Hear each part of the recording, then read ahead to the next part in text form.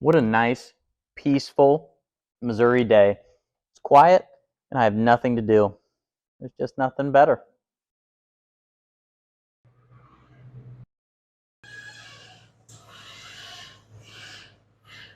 Not this guy again. Why does he always do this? Well, howdy, neighbor. Did you hear that squealing?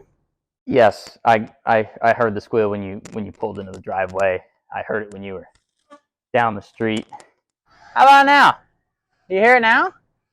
Yes, I can hear it now. What about if I turn it this way? Do you hear it now? Yep, still hear it. Same squeal. Hasn't stopped. That's kind of loud. If I fix that, will you leave my house? Well, how do I know it's your house? Huh.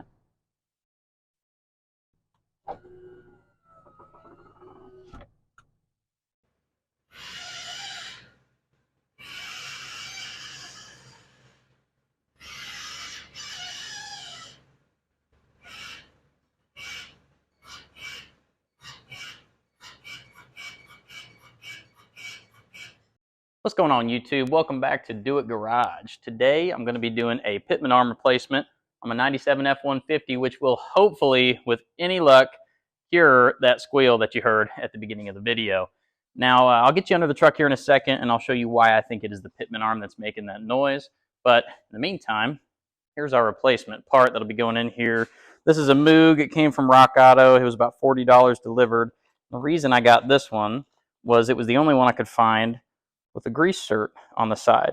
And you'll see from the factory, I believe this still has all the factory components on the front as far as the Pitman arm and the idler arm are concerned. The idler arm is greasable, and the Pitman arm is not. That is personally why I think our Pitman arm is the one that's gone out here. So let's get the truck jacked up on jack stands, get to it.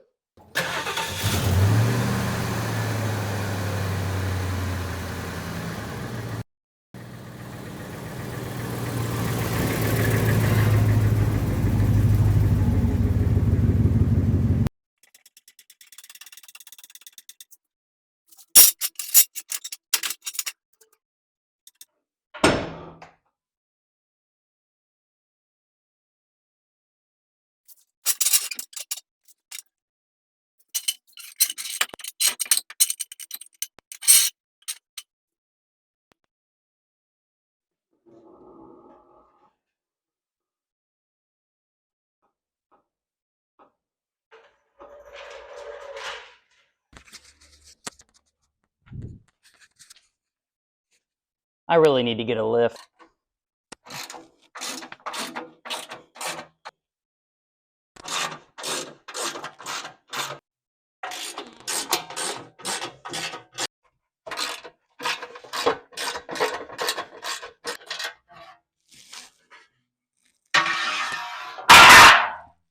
Sure. Okay, I took our shield off of the front here, and the reason that I am replacing the Pitman arm here to cure the squeal that you heard at the beginning of this video is because if you look on this side, I have all new ball joints, lower, upper, inner and outer tie rod ends. To be frank, if you hear the same squeal that you heard earlier, those are the first places I would check because almost always it's going to be an upper or lower ball joint or frozen tie rod end. That being said, since I've replaced all those, there's really only a handful of other components in here that this could potentially be. Being the Pitman arm here, which comes out of the bottom of your steering box and goes back here to your center link, and it has a ball joint in there, which is where I believe our problem lies. Or if you go over here, you have the idler arm. And this idler arm has two bolts up here, as well as the one bolt with the ball joint as well. But if you can't, it might be a little difficult to see, but it has a grease cert right on top. And this thing is loaded down with grease. And I just have a feeling that this one is probably okay. This one over here is not greasable. I haven't been able to find one anywhere. This is, as far as I know, the factory Pitman arm. So we're going to try to get this off of there, put a greasable one on there, hopefully not have to fight this again down the road.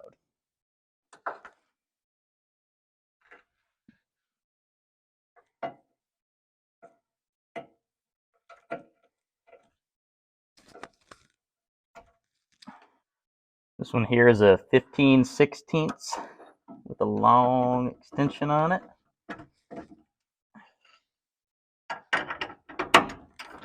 We can get it to break loose.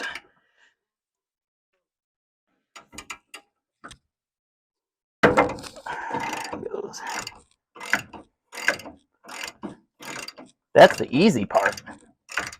Okay, guys, there comes a time to fight and a time to be smart. So I was over there beating on that the tie rod into the Pitman arm. There's just no room. It's not really going to work. So I went down to my local O'Reilly, $35, and I picked up both of these. So the tie rod puller, it's pretty straightforward. I've got it right here.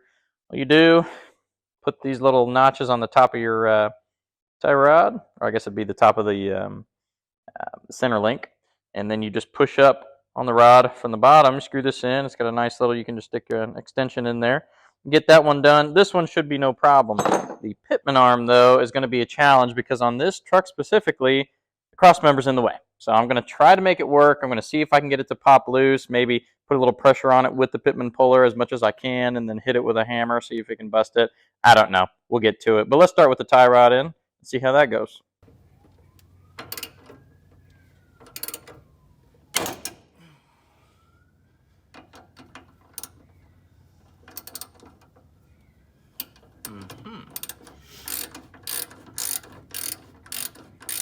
Look at that.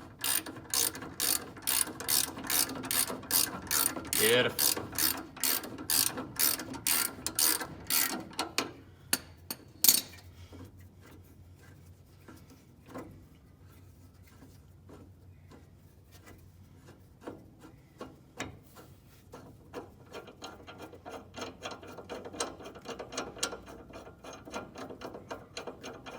I ended up having to hammer on this Pitman puller a little bit because the jaws are just a little too narrow.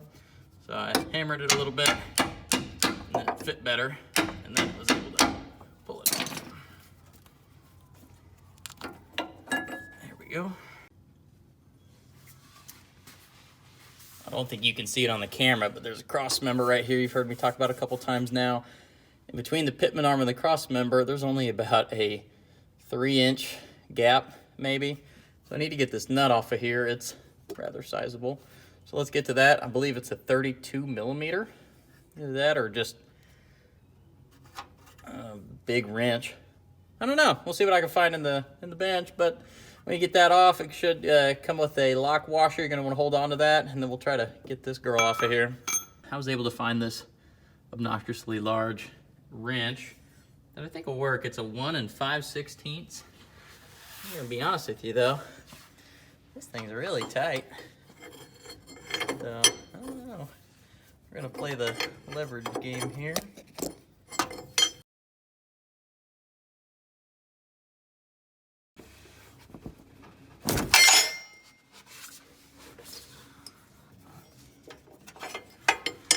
When in doubt, use your legs. Just kidding. All back.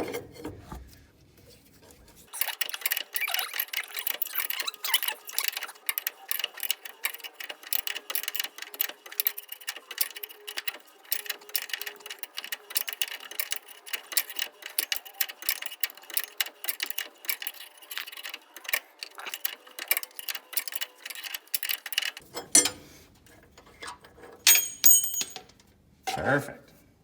So the problem we're encountering here is that we can get this puller here on the Pitman arm. The only problem is the bottom, there's no clearance to get the stem through. There's nowhere to put it. I mean, it's way crooked.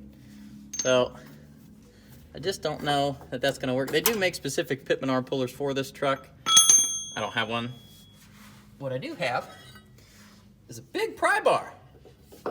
Big pry bar. So I'm thinking if I wiggle a little bit on this side, you know, give her a little wiggle wiggle. Then I come over to this side and I give her a little wiggle wiggle. Maybe we can get her to bust loose here. You don't want to put too much pressure on one side and twist your steering box or anything crazy, but just a little bit of that pressure to break that hermetic rust seal might be enough to do it. I don't know.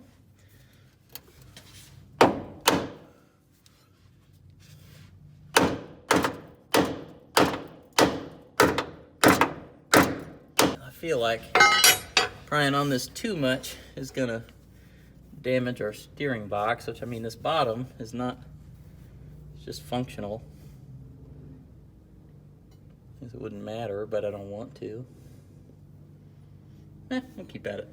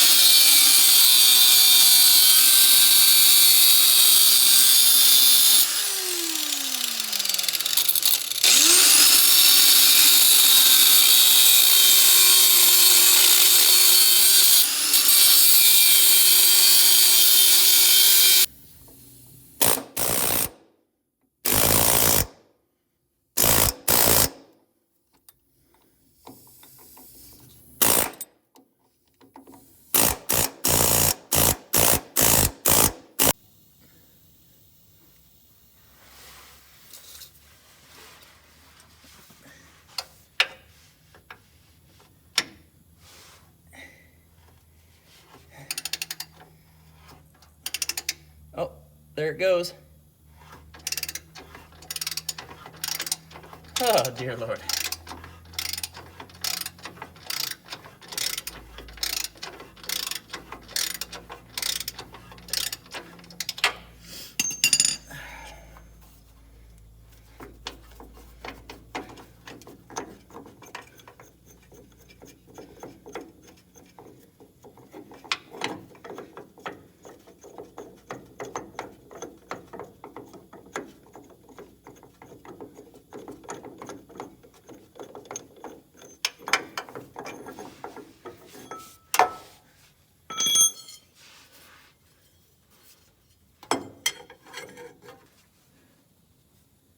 And I did kind of get into my threads there. I don't think it'll make a difference, but I don't like it. There she goes. Okay. That was a pretty good battle.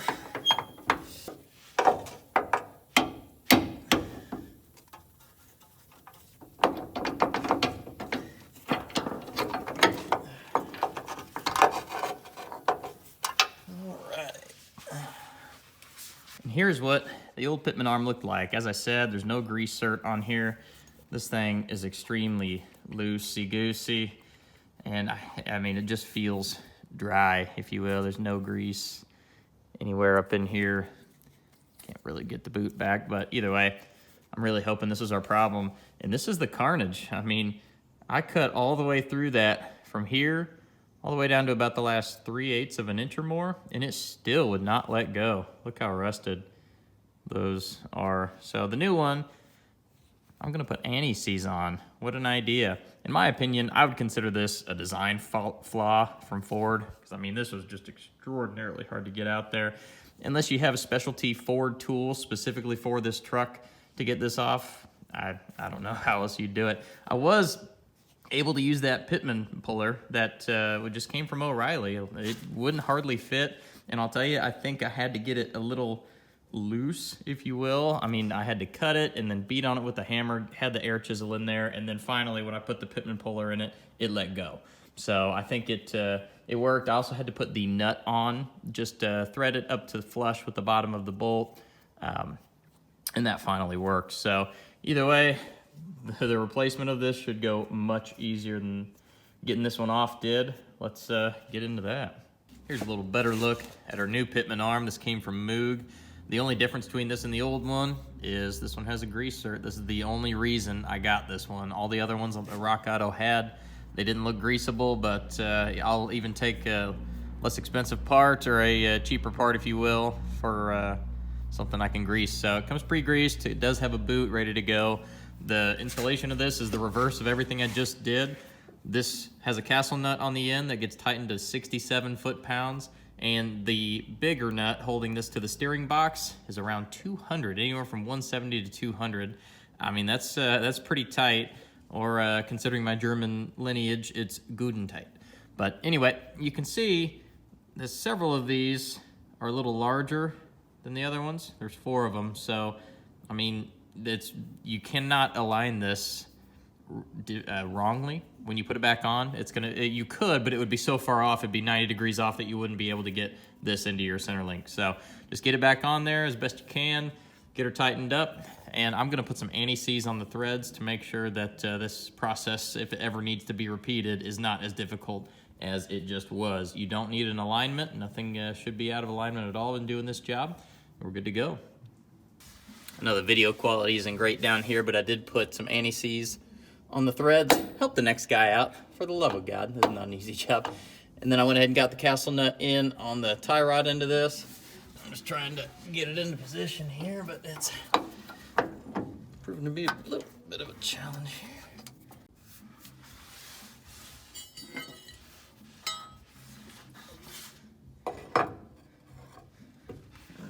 Gently prying it up there, making sure your threads are all aligned. I don't believe it would have even made it that far if they weren't. Okay.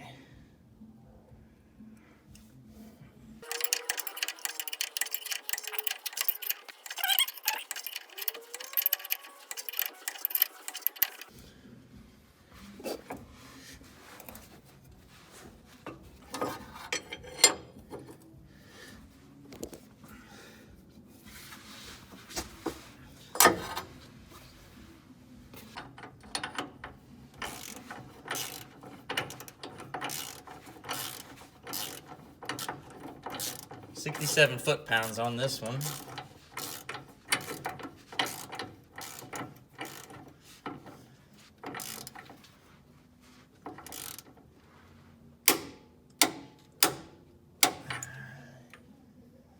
There, our castle isn't quite lined up. You always want to tighten if it's not.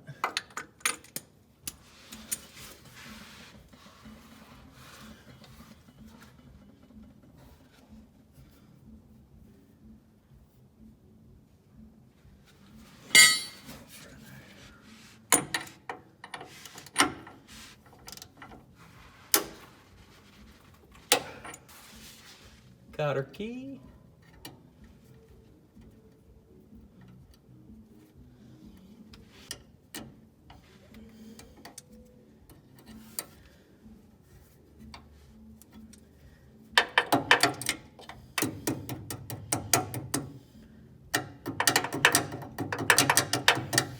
All right.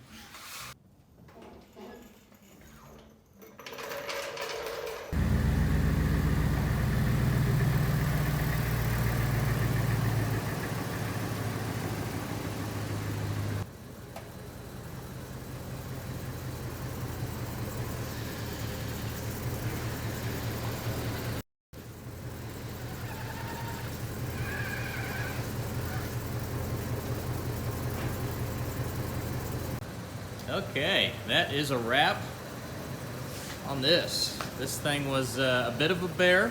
I'm not gonna say it was an easy job, but it's you know, it's still one you could definitely do in your garage. So if you have an early model F-150 and it's got a little squeal in it, you look at your ball joints, your tie rods, they look okay, check out your Pitman arm, guys, because apparently from the factory these are not greasable, and they caused me problems for years. Got a little nervous puppy trying to get in here. What are you doing, baby? It's a new little shop dog, Remy. But anyway, I appreciate you guys tuning in to Do It Garage. It's fun for me to make these videos for y'all, and hopefully you get something out of it. If there's anything you'd like to see on this truck coming up, her name is Ruby. Just leave it down in the comments, and I'll get to it as soon as I can.